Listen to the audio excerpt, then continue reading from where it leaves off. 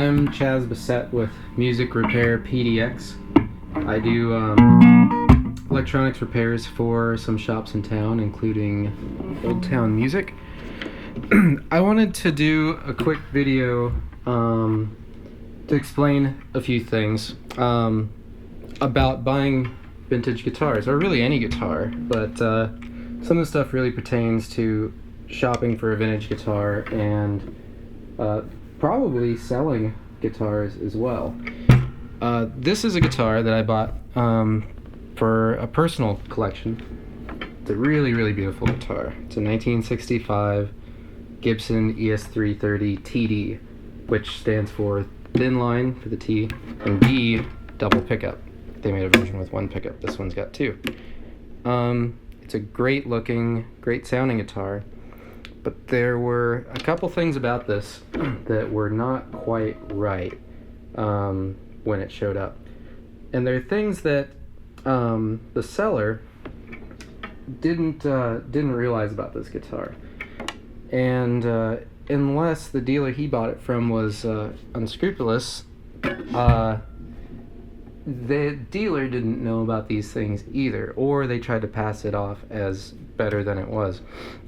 So what I'm going to talk about is how to spot fret issues, fret condition issues, originality of frets on a guitar more or less like this, a Gibson, an old one. How to spot repairs in the finish, and just general things to kind of look out for as far as structural issues. So this guitar was marketed as 100% original, great condition, no repairs, no problems really at all, nothing to be concerned about. It was also marketed as having had a professional fret level done to it. It's all good stuff to see when you're buying a vintage guitar.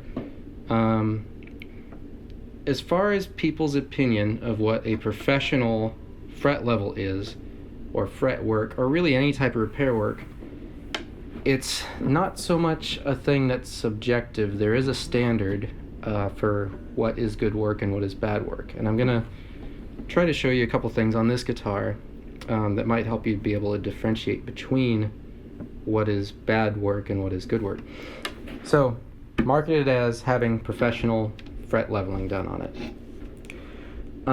with plenty of life left in the frets. I honestly don't believe that the seller was trying to pass something off here. I think that they paid a lot of money to have someone do some work on this guitar, and anyone that's had fret work done knows that it's pretty expensive, especially if you get someone that knows what they're doing.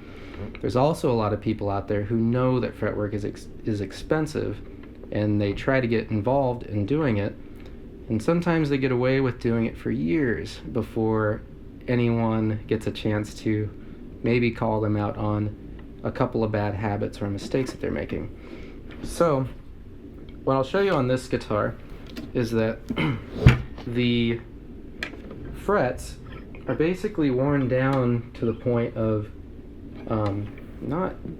there's just no clearance when you touch the fret with your finger. When you fret a note, your finger is making full contact with the wood because the fret is so low. If your fret is taller, it gives you more clearance so that you're kind of filling in this gap between the frets, and you can use a lighter touch. But when you're playing right off the wood like that, because your fret is so low, you have to press kind of harder to really get a sure fretting and a note that won't buzz. It's fatiguing to the hand. It also means that if you're bending strings, you're rubbing against the grain. Now, grain in the fingerboard, especially on a bare wood one like this, goes parallel to the neck. So when you're bending like this, you're rubbing against all that grain. So a nice worn-in rosewood fingerboard can feel good if you're touching it a little bit, but if you're just all over it, it's no good. So you want to try to avoid buying a guitar that has low frets like I did in this particular case. Another problem with this, and something that can indicate that maybe the person that did the fret dressing on this guitar maybe didn't do the best job is that, for one, any fret this low should have been replaced, not dressed and leveled. Once they get to the point to where, for example, on this guitar, on the edges, right where it goes out to the edge of the fingerboard, you see the fret should be pretty much like a bar, straight bar going across all the way out to the edges, where it should have a nice rounded shape. Or on a Gibson with binding, it'll have these little, what they call nibs, that come up around the fret. The fret should have a nice square edge meeting right up to that little nib in the binding. The problem with this, it's been filed so much that they're tapered, meaning, if we're looking at it like this, the fret, when it comes out to the edge, it comes down like that and it comes up like this. Because it's so low, it was just completely running out of material. No one should ever do a fret dressing that allows a fret to end up looking like that. So that's one indication that either this person was talked into something that wasn't advisable, the repair person that is, by maybe a customer. What it really indicates to me, though, is that this person didn't have the experience to know when enough was enough and say, these frets can't be saved, they need to come out. One unfortunate casualty of dressing these really low frets, or trying to dress them, and this is actually because the frets are so low to begin with, and because this person lacked the experience to know that you do need to guard the fingerboard if you're going to use files that don't have what they call a safe edge on them, meaning where the ridges of the file are ground off. Because what's happened here, and we'll show a close-up photo of it, is that along the frets, from someone filing and shaping the frets, they have dug these really deep gouges, and it's on every fret, about 1/8 of an inch away from each fret. So when they were crowning and shaping the frets, they just gouged the crap out of the fingerboard, every single one. Really unfortunate, because otherwise, for a 1965 Gibson, it's in really, really nice cosmetic condition. What I fear on this is that someone has charged someone probably quite a bit of money for their time, which probably took them a lot of time, to really devalue the instrument. To repair this, someone reputable, like here in the Northwest, there's a gentleman named Mike Lull, who does really, really, really good fretwork. He has for years. He's kind of a go-to guy for structural stuff, fretwork. You know, their shop, their general price range, not considering having to fix these cuts in the fingerboard or inlay issues, which this guitar has, inlays popping out that are glued in wrong from bad repair work, starts like around $650 or so to get a fret job. Now there's people that do it cheaper than that too, but a really, really good person's been doing it for years, maybe decades. They're going to be in the higher range, and they, if they're reputable and you know that they do good work, it's well worth it, because you know your instrument will be done correctly. This one unfortunately was not, and it's created some almost irreparable damage. So there's a few things to look at when you're looking at your frets. Now I mentioned the nibs, just for anyone that's buying an old Gibson guitar. Refrets are not necessarily a bad thing if they're done by someone, like I said, that's reputable, and they know how to do good frets that are seated well all the way into the fingerboard with no gaps under them. Because if you have a fret and it's not pressed all the way in, you're going to have a dead spot there to where your note's not going to resonate correctly. You'll notice that as you start recording, really listening to each individual note, listening for sustain. If those frets aren't in there all the way, it's going to give you a bad point of vibration transferring from the fret into the wood of the instrument and sustaining through the whole thing. So always look out for that. Even with original frets, they can pop out too from the fingerboard becoming dry and shrinking. Now Gibsons, I mentioned nibs.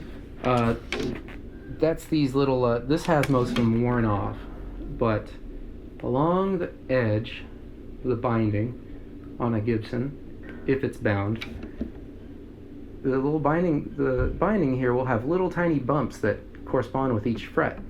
It's because the binding actually usually sticks up to a certain point when they're building the guitar, and then when they kind of do their final work, they file away everything in the negative space between the frets where the fingerboard is. So you end up with a little nice end cap to your fret that meets right up to the fret.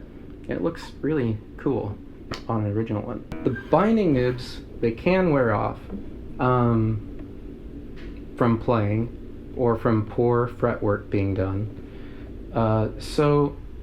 But like on this guitar, for example, you can see that they do still exist. These are probably original frets. That's one way you can tell. So like I said, a refret is not necessarily a bad thing, but if you're a really die-hard stickler for collectability, you should perhaps consider what condition are the original frets, and do I want original frets to begin with? And if I do want original frets, you know, I probably would want those to be in good shape. So there's a couple things you can look at as far as if those frets are in good shape. If they're popping out, you know, you can almost stick your fingernail under one if it's popping out, or business card. Do little checks like that. If there's all sorts of gunk between the fret and the fingerboard, try to get that cleaned out. You could use something even like cardstock or a guitar pick. If you're careful, you can get all that gunk out of there without hurting the fingerboard. You can get an idea of what's going on under there. Because fretwork is expensive, and people that do a good job of it get paid well, and for good reason. It takes a lot of hours, and it takes a lot of experience to be able to do it well. Very important part of your guitar working correctly. This guitar, hopefully the photographs that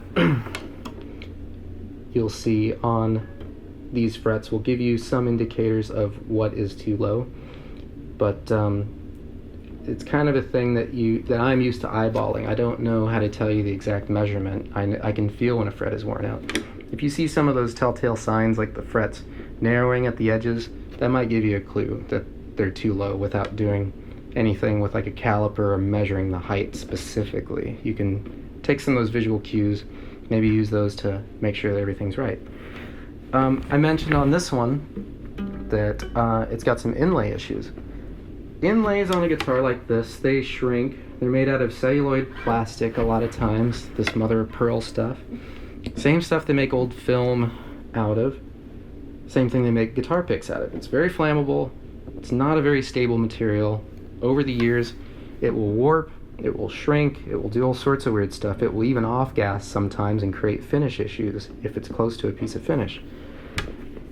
This one's had the glue come undone on the 12th fret, and it probably curled at some point because it's got these edges that stick up.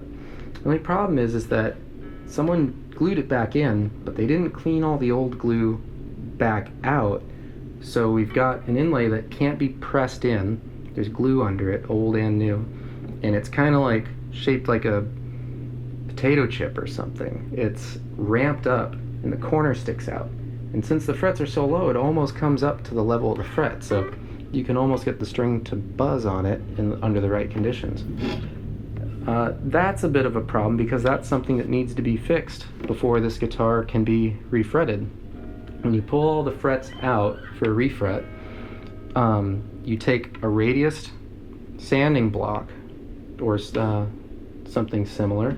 Some people use a file and do the radius manually if they're old school and really good with their hands.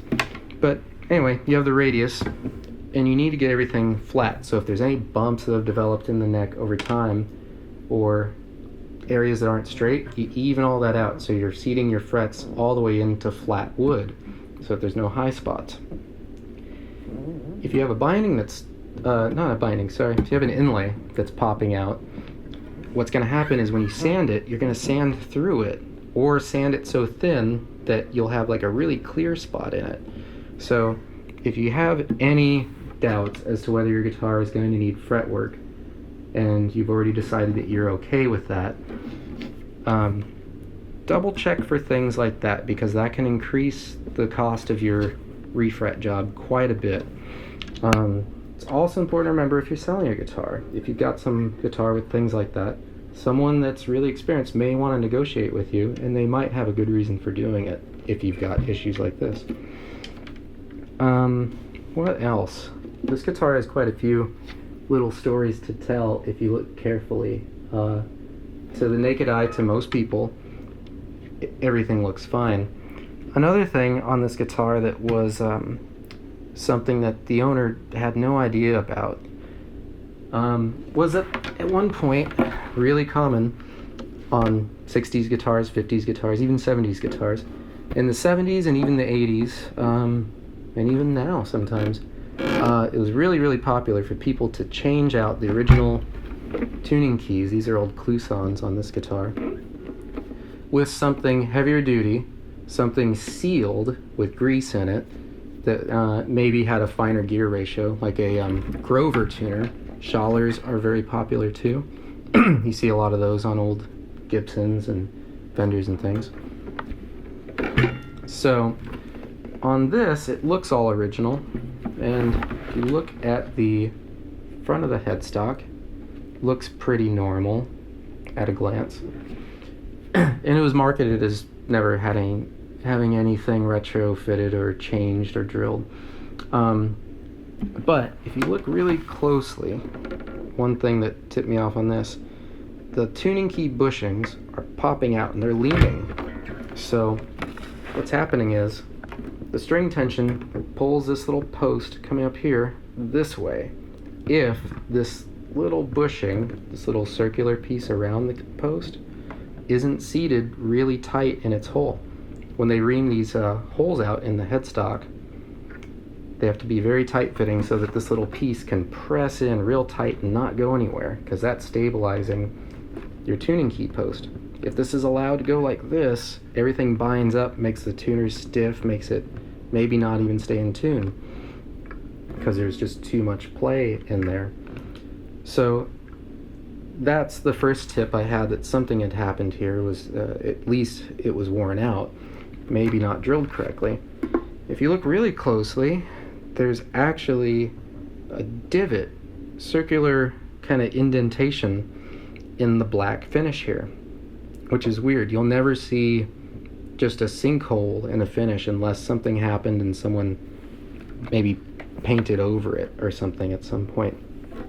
So one thing you should always do when you're looking at a vintage guitar is look at it with a black light. If you're in the market for a vintage guitar, invest in one of these. This one is marketed for people that want to find scorpions in the desert. It's called a Scorpion Master. Scorpions glow in the dark, or not glow in the dark, but they react to UV light like a black light. So if you're afraid of scorpions, or you want to check out your vintage guitar, get a little handheld black light and shine around. Careful what you pointed at. You can find all sorts of weird stuff with them. So one thing you'll notice, even under this bright light here, when you shine a black light at a vintage guitar finish, you get this green hue to everything. The clear coat and the old nitrocellulose lacquer, even polyurethane does this too, to an extent, reacts to UV light in a really weird way. Instead of being clear or amber, which gives a vintage guitar its cool tint, you just get this really screwy looking green color. Now that's really handy, because anything with new paint or worn off lacquer or paint or what have you won't be the same green, or it won't be green at all. So on the headstock of this guitar, if we shine it up there, I don't know if that comes through at that angle very well, but you can see there's these black circles around the tuning key bushings. So what that indicates is that there's been some kind of finish repair done in that area of this guitar. I removed the tuning key and looked in there, and sure enough, it's been bored out and then doweled by somebody so that the original tuning key bushings would fit back into the headstock, so it could be mostly original looking and perform somewhat like the original instrument did, basically to give the appearance of it being original. The problem is when they did that, they didn't fit it to the surface of the headstock very well, and they reamed out the holes too big so the bushings don't even fit. So they filled in a big hole and then re-drilled it too big, so it's somewhere in between where it needs to be. So that's created a lot of problems with these tuning keys, possibly even damaged them because the posts are being pulled way over. It makes them real hard to turn. That'll ruin a vintage tuning key, and a set of vintage tuning keys, if you've ever had to shop for one for a guitar like this. This is not the most valuable Gibson model of this year, but these tuning keys sure enough go on some of those. So people that are looking for them for, I don't know, SG specials, or I don't think they use this button on a 335, maybe. I don't know. I'm not a total expert on that sort of thing. But there's other guitars that use these, and people that have those guitars that had them changed, like I was saying in the 70s, people would swap them with Grovers. Those people that want to put their guitars back stock are going to pay a lot of money for those tuning keys because there's not a lot of them out there. A lot of them got thrown in the trash bin back in the 70s because who thought they would ever be worth money? Well, now these guitars are collectible. They're not making any more 65 Gibson ES-330s or any other vintage Gibsons for that matter.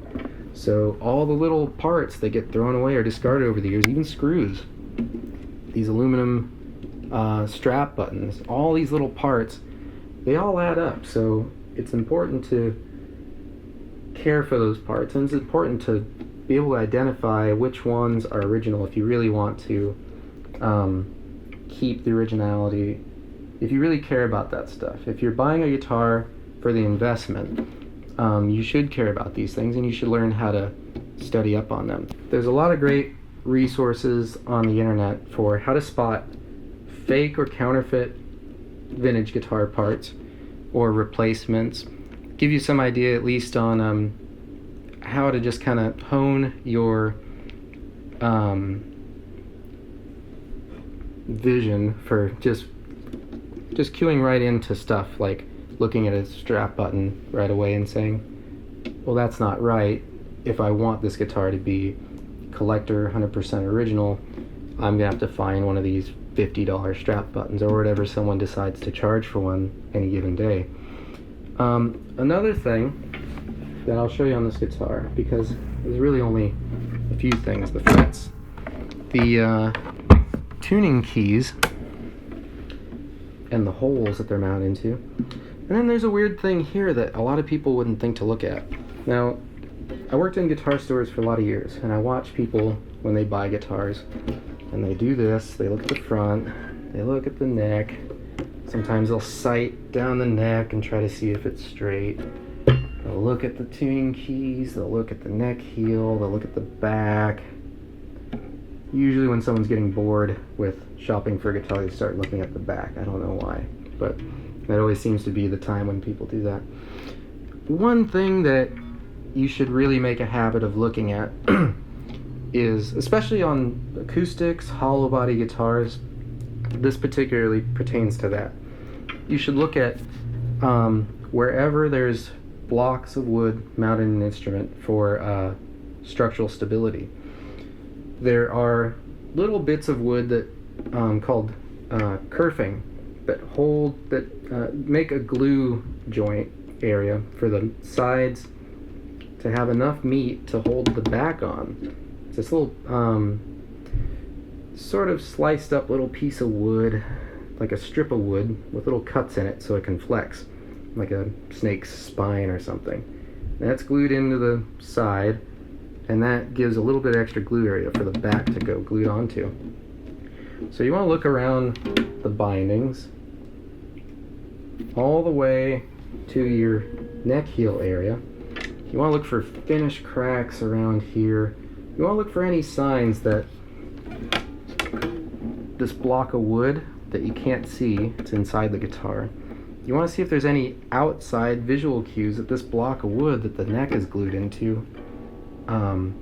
See if there's any evidence that it's been moving, because that'll happen. Guitars are under a lot of string tension. It's, I forget how many pounds of pressure. It's, I don't know. There's a lot of good places you could look that number up too. I think even Diodario's website has that number if you want to look it up. But it's a lot of pressure. So the guitar is constantly trying to buckle from here where the strings anchor to here where the strings anchor near the tuning keys. It's trying to make it fold at this joint or anywhere where there's weakness. So if it's not structurally solid all the way through, it's going to start doing that because the string tension will ensure that there is a force trying to make the thing fold in half. So if this block of wood becomes unglued from the back, the side material, or the top, it will start moving and the neck will start going like this. You end up with a scenario where the guitar may need a neck reset, or worse, it needs the block glued back in. Gluing a block is not cheap or easy. There's not a lot of people in the country that can do a great job at getting to it and making the thing look perfect after. And it's not because they're lazy, it's because it's really, really difficult to do. Because you have to cut the back, probably not the top because of the neck, the fingerboard coming over that. But you have to cut something off to get to those blocks, clean all the old glue out, get the thing into position, and start gluing it back into place. Now that can happen down at the tail block here. This is like the, I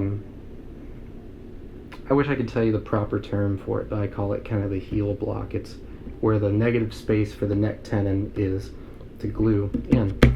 That's a block that's mounted there. The rest of this guitar is hollow until you get around here, and there's just a little bit of meat here to screw the tailpiece into and for your strap button to go into.